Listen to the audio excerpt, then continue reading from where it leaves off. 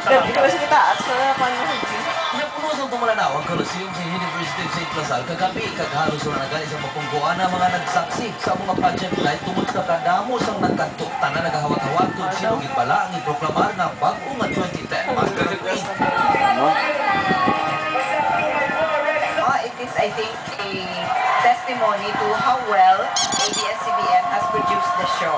No, ang PR work that you did to bring people here was fantastic. Tanan ng mga kandidata nagpakita sa ilang ang pusong kaalam, abilidad, kagkanag sa mga painisindis. Apang sa isang kompetisyon, dapat isa lang ang magadaog at dapat bilang bago nga Master Queen. Nagdugang man sa pagkatagsang kolor sang gabi ang pagbisita sang artista nga si AJ Perez. Iya ginharana ang napulo ng mga kandidata.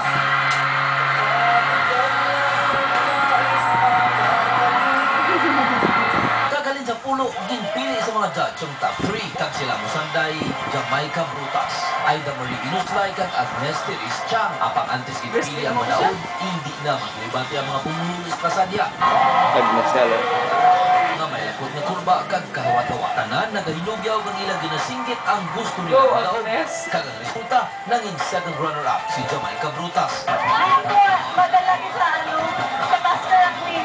First runner-up naman si Aida Marie Inuslay. I'm very, very happy and I'm very so proud because for the first time, John Vilacson nagka-candidate sa Mascara Queen.